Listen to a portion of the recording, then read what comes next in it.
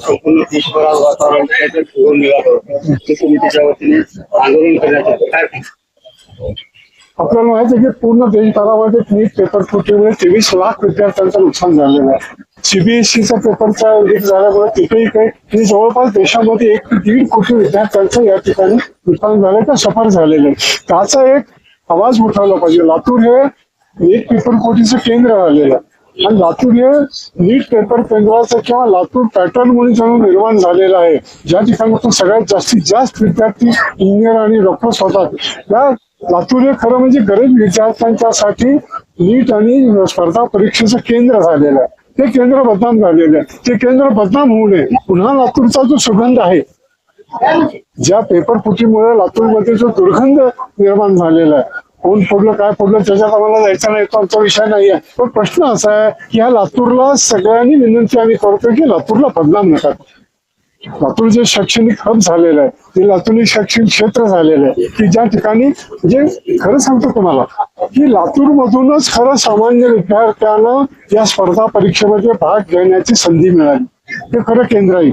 गरीबाच्या विद्यार्थ्यांना पुणे मुंबईला जाणं शक्य नव्हतं, पण Dayanand college, Shahu college, Basaveshwar college, Sonawane college, इतर ज्या काही संस्था आहेत, कॉलेजेस आहेत, जसं आमच्या ग्लोबल इंग्लिश स्कूलचे आमचे इतर वेळेस बिराजदारचे आहेत, इतर सगळे या सगळ्यांनी मिळून लातूरची परंपरा वाढवली आणि ती परंपरा कुठं टिकली पाहिजे आहे.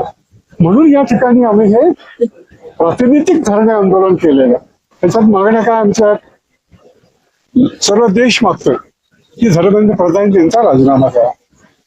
त्याही पेक्षा सगळ्यात महत्वाची मागण्या 2 आमच्या आहेत की या नीट पेपर फुटीमुळे 23 लाख विद्यार्थी बाधित झाले. प्रत्येक विद्यार्थ्याला पुन्हा परीक्षा केंद्रावर जावं लागलं. एक महिन्याचा नको प्रत्येकाचा खर्च झाला.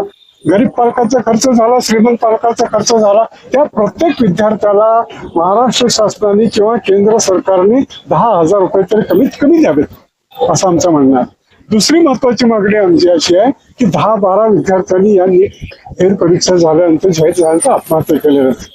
पण तुम्ही सडकवर मोटरसायकलवर पडलेल्या माणसाला आत्महत्या 10 लाख रुपये देतात. मी या नीट पीडित विद्यार्थ्यांना सुद्धा आता कोणी 1 कोटी मागतात, कोणी काय मागतात, तर सरकार किती, पण आमचं म्हणणं की कमीत कमी 10 लाख रुपये तरी त्यांना त्या पालकांना द्यावेत, जेणेकरून ते पालक सावरतील. का सावरतील? व त्यांच्या स्वप्नावरचे पालक अवलंबून होतं की माझा मुलगा माझी मुलगी डॉक्टर होईल आणि त्याच्यावर माझा संसार चालेल. हे जे पालकांचं स्वप्न होतं ते पालकांचं स्वप्न उद्ध्वस्त झालेलं आहे. त्यांनी कसं करायचं, कोणाकडे बघायचं त्या पालकांना? त्याच्या मुलांनी मुलींनी आत्महत्या केलेली आहे. ज्यांच्या स्वप्नाच्या आधारावर जे जगत होते त्यांच्यासाठी आम्ही तर म्हणतो की 10 लाख रुपये द्यावे. त्याच्यासाठी प्रातिनिधिक आंदोलन आहे. हे कोणाच्या विरोधात नाही, काही नाही. आम्ही फक्त लातूरला बदनाम करू नका. लातूरच्या शिक्षण क्षेत्राचे पवित्र शिक्षण क्षेत्र आहे, ज्याच्या सगळ्यांनी काम केलेलं आहे, त्यांना सगळ्यांना एकत्र करून एक प्रातिनिधिक आंदोलन आम्ही या ठिकाणी करत आहोत. आपला भारत देश हा बुद्धांचा, महात्मा गांधींचा आणि विनोबा भावे यांचा म्हणून ओळखला जातो आणि आपल्याकडे मॉरल व्हॅल्यूजला खूप महत्व आहे.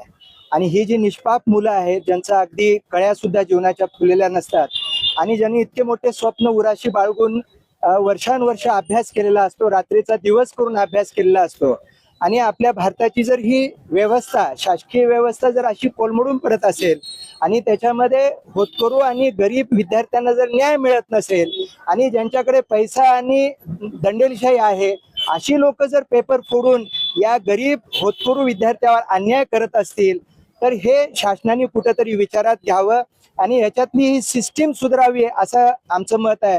आणि मी 21 एप्रिलला मी आदरणीय धर्मेंद्र प्रतापजी सरांना मेल केलेला आहे आणि एक फॉर्म्युला सांगितलेला आहे आणि तो फॉर्म्युला NTA बऱ्यापैकी स्वीकारलेला आहे. त्याची मी प्रत आपल्याला देतो आता. याच्यानंतरही आम्ही त्यांना भेटणार आहोत आणि आमच्या लातूरचं जी ओळख आहे, शिक्षण पंढरी म्हणून ओळख आहे, आजूबाजूच्या महाराष्ट्रातल्या बऱ्याच जिल्ह्यातले विद्यार्थी इथं एक स्वप्न उराशी बाळगून येतात आणि मेहनत करून ते परीक्षेला बसतात. आणि काही विद्यार्थी माझ्यासमोर मी असे पाहिलेले आहेत की सर मला 650 मार्क्स मिळणार होते पण मला 425 मिळाले, 430 मिळाले. तर हा प्रकार माझ्या माहितीप्रमाणे मला ज्ञात असलेल्या सूत्रानुसार की हा याच वर्षी झालेला नाही, हे गेले 5-6 वर्ष झालं सतत चालू आहे आणि कुठेतरी ही व्यवस्था आपल्याला थांबवली पाहिजे. जगाच्या पाठीवर जे पुढारलेले देश आहेत तर ते पुढारलेले देश या अर्थाने आहेत की ज्यांची शिक्षण व्यवस्था प्रामाणिक आणि सचोटीनं शिक्षण जिथं दिलं जातं, प्रामाणिकपणे शिक्षण दिलं असतं, मग ते अमेरिका असेल, फ्रान्स असेल, इटली असेल, सिंगापूर असेल, जापान, साऊथ कोरिया असतील, तर या देशातली ही जी व्यवस्था आहे शिक्षणाची व्यवस्था, ते या केंद्र शासनाने अभ्यासावी, ती स्वीकारावी आणि आपला देश उगीच महासत्ता झाला असं म्हणण्यापेक्षा खऱ्या अर्थानं तो महासत्ता जर व्हायचा असेल तर शिक्षणामध्ये क्रांती झाली पाहिजे, शिक्षणामध्ये आमूलाग्र बदल झाला पाहिजेत. हा विषय घेऊन आम्ही इथं आलोत. आम्हाला कुणा एका व्यक्तीबद्दल किंवा कालपर्यंत काय घडलं आणि कुणी काय केलं याच्यावर आम्हाला भाष्य करायचं नाही, पण येणाऱ्या भविष्यामध्ये जे जे मुलं हुशार आहेत, होतकरू आहेत, त्यांना न्याय मिळाला पाहिजे, एवढीच आमची भूमिका आहे. आणि जुलैमध्ये आदरणीय धर्मेंद्र प्रताप साहेब असतील किंवा महाराष्ट्राचे मुख्यमंत्री असतील, त्यांना आम्ही आणि विनायकराव पाटील भेटून याच्यातले सूत्र काही आम्ही त्यांना सादर करणार आहोत. जे जर स्वीकारले तर येणाऱ्या भविष्यातल्या पिढीवरती अन्याय होणार नाही, एवढाच आमचा केंद्रबिंदू आहे. धन्यवाद.